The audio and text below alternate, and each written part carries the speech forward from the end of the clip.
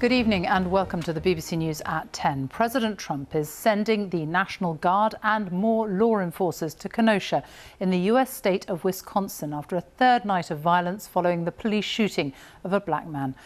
Last night, 2 people were killed when protesters clashed with armed men who were guarding a car dealership. Tonight, a teenager has been charged with murder. People have defied curfews in the city to protest after Jacob Blake was shot 7 times in the back by police on Sunday. He sustained life-changing injuries. Our North America correspondent Aleem Maqbool is in Kenosha for us now. Aleem. Yes, and the events in Kenosha have been hugely divisive, but what most people appear to agree on is that the security forces here have handled it extremely badly. But on one hand, you have those saying they should have used more force, there should have been greater numbers on the streets. We are likely to see that in the coming hours.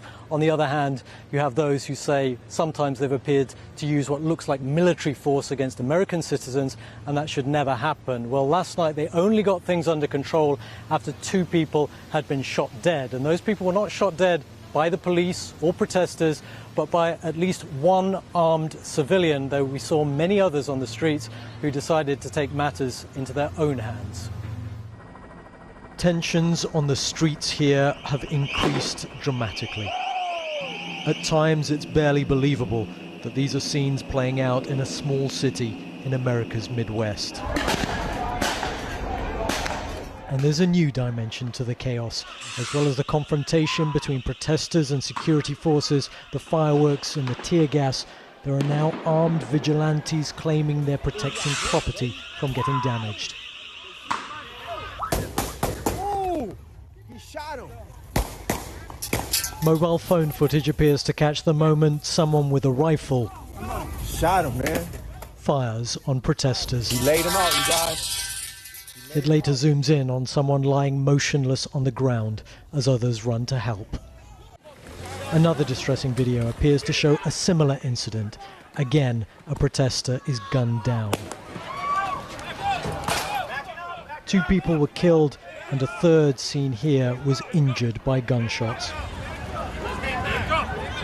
Someone who appeared to be armed was later seen walking with his hands up towards police. A 17-year-old has now been charged with first-degree murder. But many here, including local officials, defend the vigilantes. For those who want to protect their livelihood, that is their right. It's something that every American is guaranteed. So. Even if it could lead to the loss of life. And obviously, any responsible gun owner, myself included, I own firearms as well, none of us have the goal of taking a life. It's a reflection of the starkly polarized way in which different Americans are viewing what's going on here. Some see young people tired of police killings making their voice heard. Others just see wanton destruction. Protesting, peacefully protesting, that's fine. Go for it. Peacefully protest. But don't burn down buildings. Don't break windows and don't mess up other people's stuff. Looting, burning, unfortunately, is part of it. How do you compare brick and mortar to life? But this did all start when 29-year-old Jacob Blake was shot in the back several times by police in front of his children. His family confirmed he's been paralyzed from the waist down. They shot my son 7 times. 7 times. Like he didn't matter. But my son matters. If Jacob knew what was going on as far as that goes, the violence and the destruction, he would be very unpleased. A mother's hopes of calm and of healing have as yet been far from realized. And there's no telling where this goes and how dangerous things get now. Aleem Maqbool, BBC News in Kenosha, Wisconsin. As the protests continue in Wisconsin, the US First Lady has stepped in and made a plea for racial unity. In a speech from the White House to the Republican Party convention, Melania Trump condemned the violence and looting, and she urged Americans to stop making assumptions based on race. Here's our North America editor, John Sopel. The First Lady emerged looking as though she was dressed for battle. But after the weekend unveiling of her redesigned rose garden, she was on a similar mission last night, to refashion her husband's image into something more gentle, that he really does care. First, coronavirus. I know many people are anxious and some feel helpless. I want you to know you're not alone.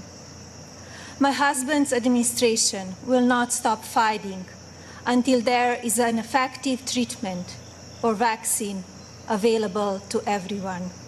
And then the most controversial issue of all, tearing at the fabric of America, race. I also ask people to stop the violence and looting being done in the name of justice, and never make assumptions based on the color of a person's skin. There's a concerted effort going on to broaden Donald Trump's appeal. He needs to win back college-educated women, independents, the suburbs. And so there was a video last night showing how well he works with senior women, how the administration is in no way racist. And the props of reality TV, the power of the presidency, were put to partisan use, pardoning a former bank robber who's now involved in charity work. Raise your right hand and repeat after me. And a naturalization ceremony was held while this party event was going on, to welcome new American citizens from around the world. A far cry, perhaps, from the tough anti-immigration policies on asylum and the granting of visas that have been the hallmark of his presidency.